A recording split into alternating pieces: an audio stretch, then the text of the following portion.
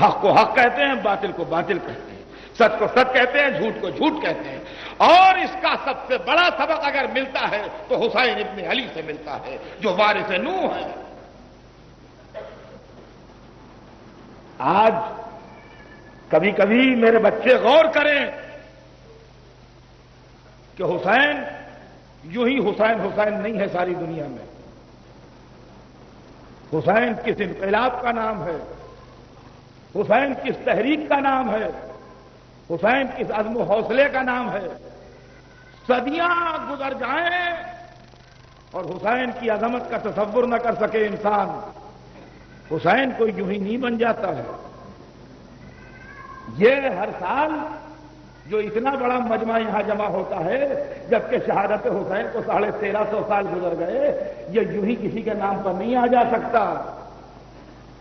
اور اگر آپ چاہیے تو بلا کے دیکھ لیجئے دوسرے ناموں پر، کیا ممکن جو کوئی آ جائے۔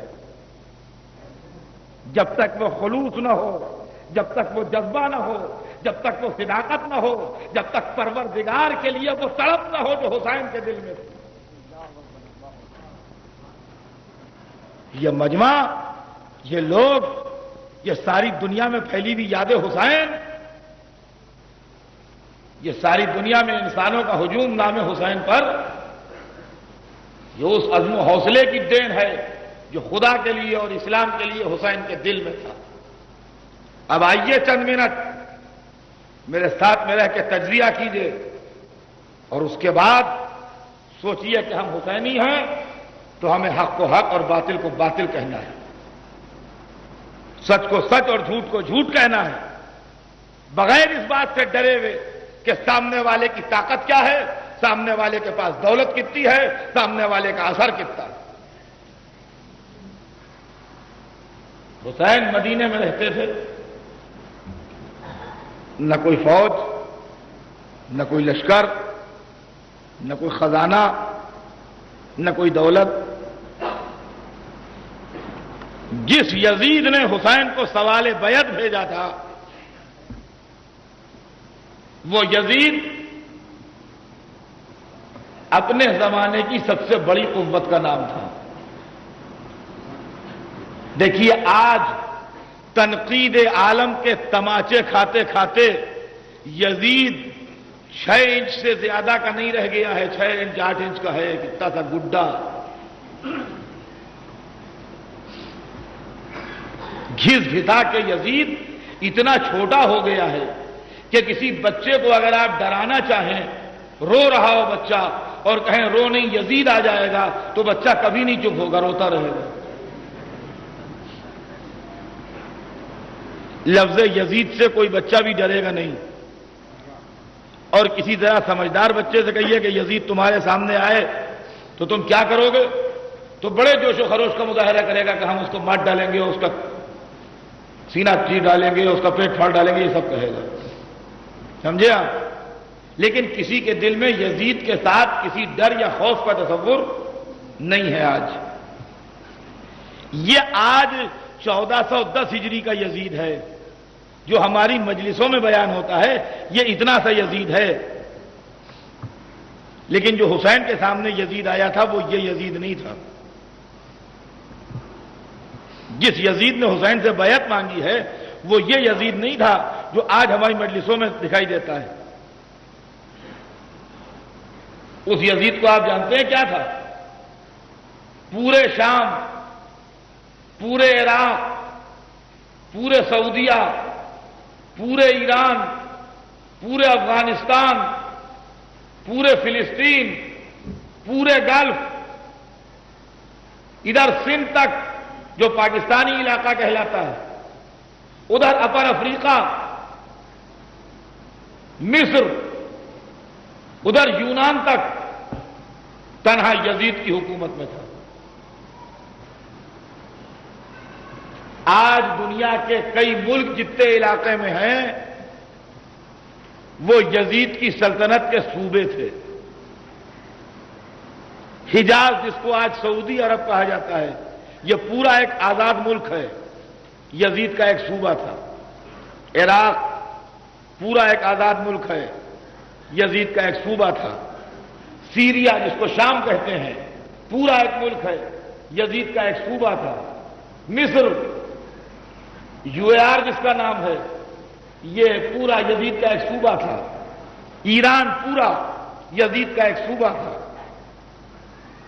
اور افغانستان پورا جو ایک ملک ہے یزید کا ایک صوبہ تھا۔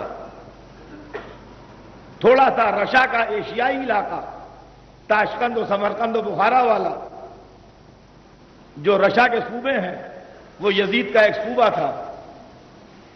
پاکستان سندھ کا علاقہ جو ہے، دریائے سندھ کے کنارے کنارے، یزید کا ایک صوبہ تھا۔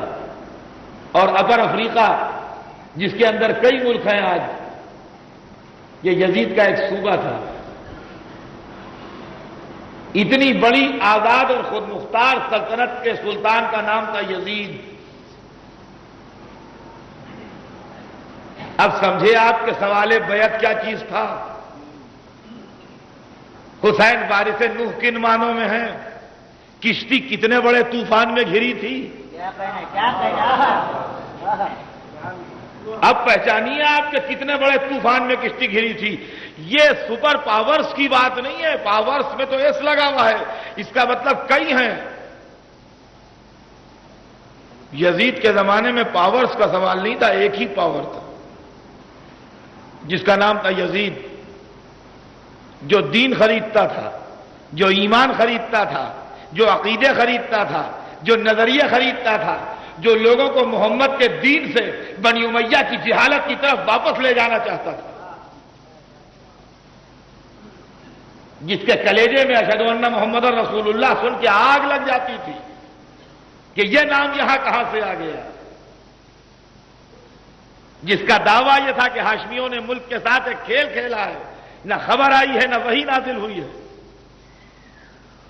یہ یزید تھا، اور یہ یزید حسین سے بیعت مانگ رہا تھا کہ حسین سے کہہ دو کہ بیعت کر لیں میری۔ اب سمجھے آپ یہ بیعت کیا چیز تھی، اور یزید کیا شے حسین سے طلب کر رہا تھا؟ بچے سنتے آئے ہیں لفظ بیعت کو بھی، حسین اور یزید کو بھی، لیکن یزید کے نام کے ساتھ ایک نفرت زدہ انسان کا تصور جو انتہائی کمینہ، حقیر اور ذلیل ہو، یہ تو ہر ایک کے دماغ میں ہے، لیکن انتہائی ڈینجرس، انتہائی خطرناک، انتہائی طاقتور، انتہائی دولت مند انسان کی حیثیت سے بھی آپ یزید کو پہچانیے، جس سے نظریں ملا کے ہر ایک بات نہ کرے، جس سے ملنے کی گھنٹوں نہیں مہینوں اجازت نہ ملے، وہ تھا یزید۔ اور وہ یزید حسین سے بیعت مانگ رہا ہے، لیکن یہ نقطہ بھی ذہن میں رکھیے کہ حسین کیا تھے کہ اتنی بڑی سلطنت رکھنے کے بعد بھی کوئی چیز یزید کو کم لگ رہی ہے جو حسین سے مانگ رہا ہے۔ میں نے یزید کی سلطنت کا رقبہ تو آپ کو سنا دیا قریب قریب اندازے سے، لیکن یہ ذہن میں رہے کہ اتنی بڑی سلطنت رکھنے کے بعد بھی کوئی شے یزید کو ابھی کم معلوم ہو رہی ہے کہ یہ سب تو ہے، مصر تو ہے، حجاز تو ہے، عراق و ایران کی حکومت تو ہے، شام و فلسطین کے اقتدار تو ہے، افریقہ اور ہندوستان اور یونان تک پھیلی ہوئی حکومت تو ہے، مگر ابھی کچھ کم ہے جو حسین کے پاس ہے، وہ حسین سے خرید لو تو یہ سلطنت مکمل ہوگی۔ اے یزید، اب کیا خریدنا چاہتا ہے حسین سے؟ کہا تم سمجھے نہیں، اتنی بڑی سلطنت ملنے کے بعد بھی ابھی تسلی نہیں ہے، اس لیے کہ ابھی حسین کے پاس جو شے ہے وہ نہیں ہے میرے پاس، لہذا حسین سے کہو بیعت کریں۔ بیعت کے کیا معنی ہیں؟ بیعت کے معنی ہیں بیچنا۔ اردو زبان میں بھی بیع و شرع کا لفظ استعمال ہوتا ہے، خرید و فروخت کے معنوں میں۔ بیع کہتے ہیں بیچنے کو، اردو زبان میں بینامہ استعمال ہوتا ہے۔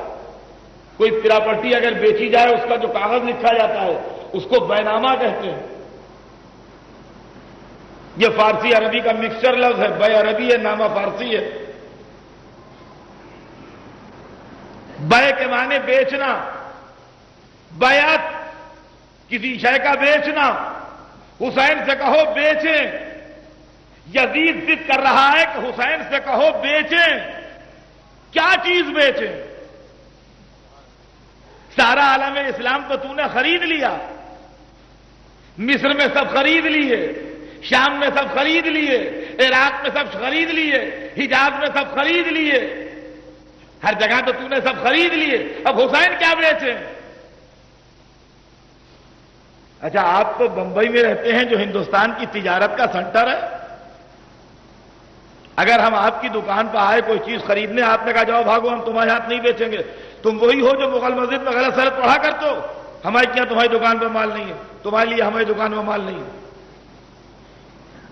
ہم نے کہا نہ بیچو تم، سامنے والی دکان سے ہم لے لیں۔ اور سامنے والے نے آؤ بھگت کر کے بلایا، آئیے آئیے صاحب آئیے، آپ کو کیا چاہیے؟ ہاں آئیے۔ تو آدمی بدتمیزی کر رہا تھا آپ سے، آپ ہمارے کیا آئیے، کیا چاہیے آپ کو؟ ہمیں ہمارے کیا ملے گا؟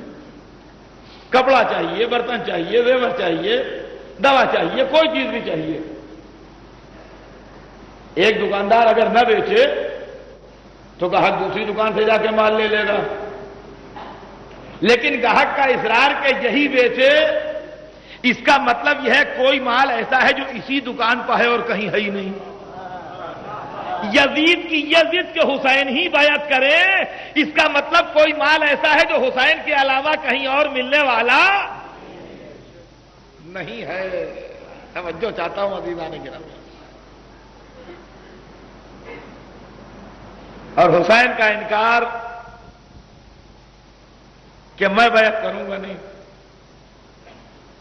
میں بیعت کروں گا نہیں، میں بیچوں گا نہیں۔ یہ نہیں کہا کہ میرے پاس ہے کیا جو بیچوں، ہاں یہ سمجھ لیجئے، یہ نہیں کہا کہ میرے پاس ہے کیا جو بیچوں، نہیں، مال بیچنے سے انکار۔ ہمارے کیا یہ مال جو ہے یہ بکنے کا نہیں ہے، یہ بکے گا نہیں۔ بس اب ناسمجھ دنیا یہیں سے فتح و شکست کا بھی فیصلہ کر لے، ناسمجھ دنیا یہیں سے فتح و شکست کا بھی فیصلہ کر لے کہ فتح و شکست ہمیشہ اس مال پر ہوتی ہے جس کے لیے جھگڑا ہو۔ اگر سامنے والے کو مل جائے تو وہ جیت گیا، اور اگر نہ ملے تو وہ ہار گیا۔ حسین نے یہ نہیں کہا تھا کہ سر نہیں دوں گا، یہ کہا تھا بیعت نہیں دوں گا۔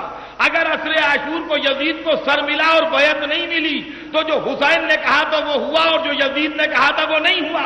اب پہچانو ہارا کون، جیتا کون؟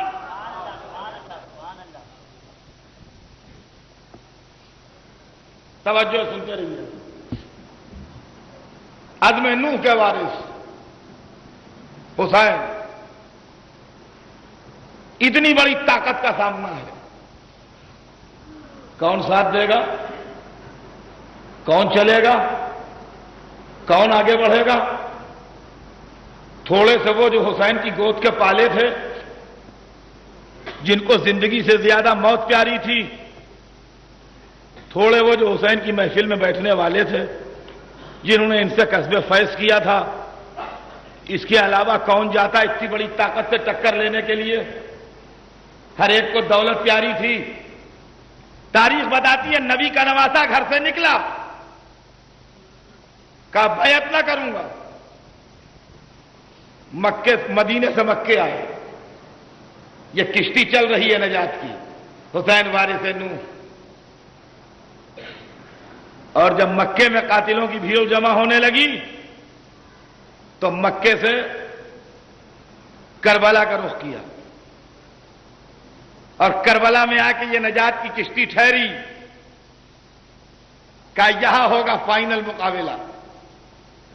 یزید طاقت بڑھاتا جا رہا ہے، لشکر بڑھاتا جا رہا ہے، فوجیں بڑھاتا جا رہا ہے، حسین کا اطمینان بڑھتا جا رہا ہے۔ مولا دوسری محرم کو لڑ لیجئے، آسان ہے لڑائی، نہ بھوکے ہیں، نہ پیاسے ہیں، نہ لشکر زیادہ ہے، آج ہی شہادت ہونا ہے تو دوسری کو ہو جائے۔ کہا نہیں، تیسری، چوتھی، پانچویں، چھٹی، مولا ابھی تک غنیمت ہے، 7ویں سے پانی بند ہو گیا۔ مولا اسی مسئلے کے اوپر جھگڑا ہو جائے، آج تلوار چل جائے، جو شہادتیں ہونا ہے وہ ہو جائیں۔ کہا نہیں، 7ویں 8ویں 9ویں شب عاشور سب گزر جائے، حسین وارث نوح دین کی کشتی کا ناخدا جانتا ہے کہ کشتی کی منزل کیا ہے۔ یہ بات نہیں، حسین انتظار کر رہے ہیں تاکہ یزید کے دل میں حسرت نہ رہ جائے۔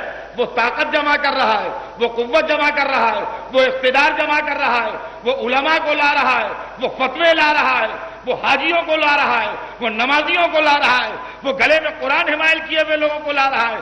حسین ایک ماہر ہوشیار جنرل کی طرح دیکھ رہے ہیں اپنے دشمن کی مخالفانہ چالوں کو، اور اطمینان سے بیٹھے ہیں کہ باطل اپنی جنگی کشتی میں سارا سامان لاد لے تاکہ بیچ مجھار میں جب لے جا کے ڈبوؤں تو سب ڈوبے، کچھ باقی نہ بچے۔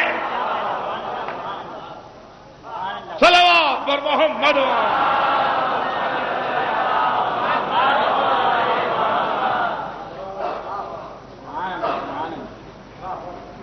کا بیعت، حسین بیعت کا بیعت کیسی؟ بیعت کس چیز کا نام ہے؟ بیعت یہاں نہیں ہوتی، یہاں سر کٹتا ہے۔ یہاں بیعت نہیں ہوتی، یہاں سر کٹتا ہے۔ صبح قیامت تک کے واسطے حسینیوں کے نام، حسین کا پیغام کہ حق کے راستے میں سر کٹا دینا بہتر ہے، لیکن سر جھکا لینا اور باطل کو حق اور حق کو باطل کہہ دینا یہ ذلت ہے۔ توجہ عزیزان گرامی، یزید بے قرار ہے کہ بیعت لے لو، حسین مسکرا رہے ہیں بیعت نہیں ہوگی۔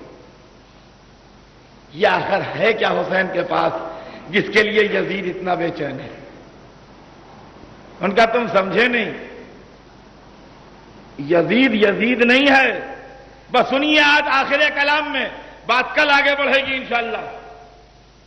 یزید یزید نہیں ہے، یزید کسی کا نمائندہ ہے،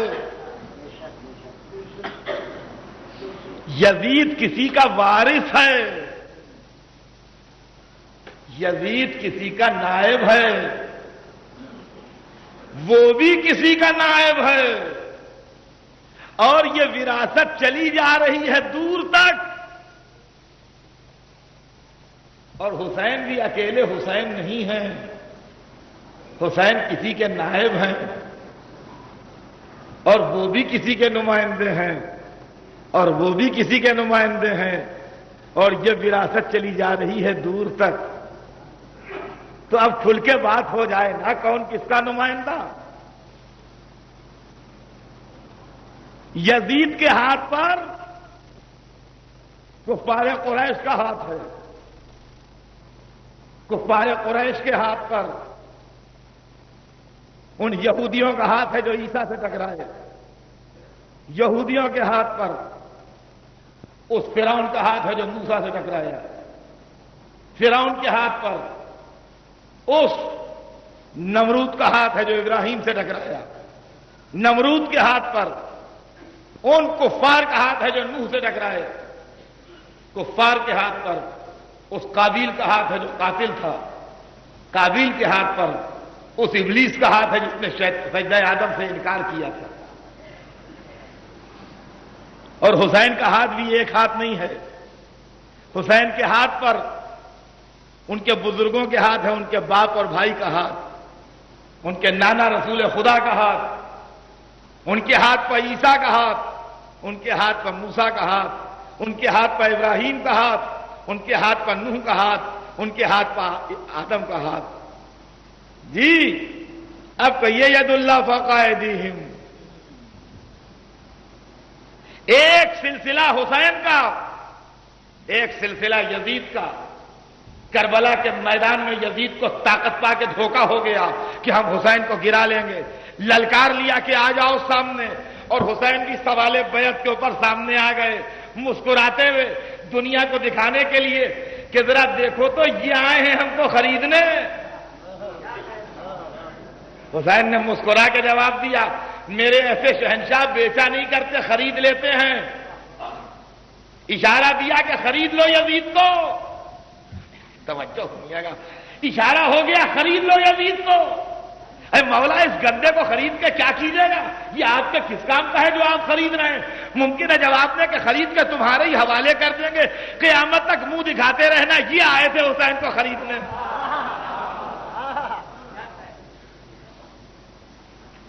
تو حسین کے ہاتھ پر سلسلہ انبیاء، یزید کے ہاتھ پر سلسلہ طاغوت۔ کربلا کے میدان میں جب دونوں کا مقابلہ ہوا تو حسین کے ہاتھ میں بڑھ کے، بآخری جملے سنیے آج کے کلام کے، حسین کے ہاتھ میں بڑھ کے اس ہاتھ کو توڑ دیا جو بیعت کے لیے بڑھا تھا، توڑ دیا اس ہاتھ کو جو بیعت کے لیے بڑھا تھا۔ توڑ دیا کا لفظ ذہن میں رکھیے گا، اس لیے کہہ رہا ہوں توڑ دیا کہ وہ یزید جو حسین سے بیعت مانگ رہا تھا سید سجاد سے بیعت نہیں مانگتا۔ اگر ہاتھ ٹوٹ نہیں گیا تھا تو بڑھا کیوں نہیں بیعت کے لیے؟ اور جیسے ہی بیعت کو بڑھا ہوا ہاتھ ٹوٹا ویسے ہی فضا میں آواز گونجی، آدم کے وارث پر سلام، نوح کے وارث پر سلام، ابراہیم کے وارث پر سلام، موسیٰ کے وارث پر سلام، عیسیٰ کے وارث پر سلام، محمد کے وارث پر سلام۔ انبیاء کے سلام آنے لگے حسین ابن علی پر، اس لیے کہ ہر ایک کی محنت کو صبح قیامت تک کے واسطے بچا لیا۔ عزیزان گرامی، یہ ہے وہ کارنامہ جو آج دنیا میں حسین حسین ہو رہا ہے۔ یہ وہ سمندر ہے جس میں سب دریا شامل ہیں۔ یہاں آدم کی وراثت بھی ہے، یہاں نوح کی وراثت بھی ہے، یہاں ابراہیم و موسیٰ و عیسیٰ کی وراثت بھی ہے، یہاں علی اور حسن کی وراثت بھی ہے، یہاں سرکار دو عالم کی وراثت بھی ہے۔ یہ وہ سمندر ہے جس کی طرف سارے دریا رخ کیے۔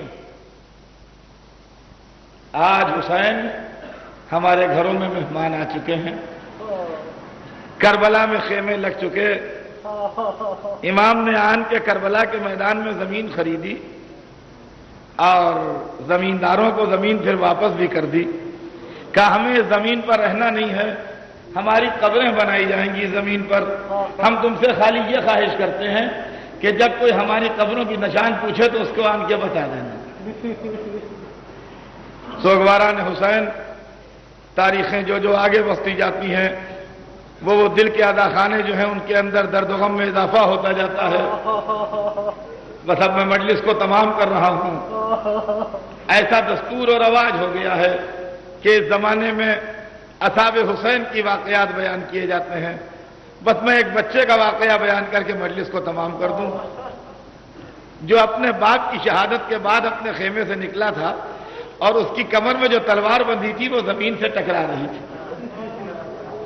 نہ جانے نصرت حسین میں کون سا جوش پیدا ہو گیا تھا اور نہ جانے کون سا ولولہ پیدا ہو گیا تھا کہ بچہ، چھوٹا بچہ خیمے سے نکلا۔ جب مسلم نے اوسجا کی میت خیمے میں آ گئی تو مسلم کا لال خیمے سے نکلا، اتنا کم سن تھا کہ تلوار جو کمر میں بندھی تھی زمین سے ٹکرا رہی تھی۔ حسین نے قریب بلایا، کہا بیٹے تیرے لیے، تیری ماں کے لیے تیرے باپ کا غم بہت ہے، تو پلٹ جا۔ بچے نے ہاتھ جوڑے، کہا مولا میری ماں ہی نے تو تلوار باندھ کے بھیجا۔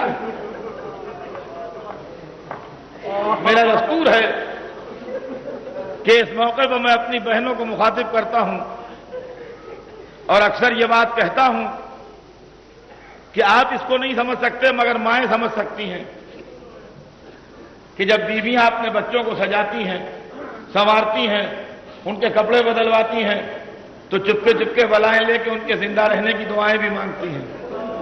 کربلا کی ماں نے اپنے بچے کو بلایا، کپڑے بدلے، زلفوں میں کنگھی کی، تلوار لگائی، مگر زندگی کی دعا نہیں مانگتی۔ کہتی ہے جا میرے لال حسین پر سر کو نثار کر دے، جا میرے لال حسین پر اپنے کو قربان کر دے۔ ادھر حسین نے کہا کہ پلٹ جا، تیری ماں کے لیے تیرے باپ کا غم بہت ہے۔ اور ادھر بچے نے ہاتھ جوڑ کے کہا مولا میری ماں ہی نے تو تلوار باندھ کے بھیجا۔ ادھر کنیز نے آواز دی در خیمہ سے، بچے کی ماں نے، مولا کنیز کا ہدیہ ہے رد نہ کیجیے گا آقا، قبول کر لیجئے میرے مولا نہیں تو دل ٹوٹ جائے گا۔ حسین نے سر جھکا لیا، اے لیجئے بچہ میدان میں گیا، جا کے خوب لڑا، لوگوں کو قتل بھی کیا اس بچے نے، اور جب زخمی ہو کے گرا تو ظالموں نے دوڑ کے سر کاٹ لیا اور ماں کی طرف پھینک دیا۔ خدا کی قسم کربلا اپنے دامن میں کتنے درد لیے ہے، کتنی مامتاؤں کا درد، کتنے گودیوں کا ویران ہونا، کتنی بیویوں کے سہاگ کا اجڑ جانا، کتنی ماؤں سے ان کے بیٹوں کا بچھڑ جانا۔ سوچئے تو صحیح، کلیجہ خون ہوتا ہے کہ ماں کے سامنے اس کے بیٹے کا سر کٹ گیا، اور گرم سر، خون ٹپکتا سر ظالموں نے دشمنی میں ماں کی طرف پھینک دیا۔ اللہری شیر دل بیوی جب اصحاب باوفا کے گھرانے کی عورتیں سمجھ میں نہ آئیں تو خاندان رسالت کی بیویاں کیا سمجھ میں آئیں گی؟ اللہری شیر دل بیوی دوڑ کے گئی، سر کو اٹھایا، منہ پر منہ رکھ دیا، سینے سے لگایا، مگر مامتا حرکت میں نہ آئی۔ ہائے ہماری جان نثار کہتی ہے مرحبا میرے لال، تو نے مجھے فاطمہ زہرا سے سرخرو کر دیا۔ میں کہوں گا ارے بیویوں عصر عاشور کو بلاؤ، حسین اکیلے ہیں، کوئی نیزہ مارتا ہے، کوئی تلوار چلاتا ہے، سیدہ کلال بیچ میں، چاروں طرف دشمنوں کا نرغہ حسین۔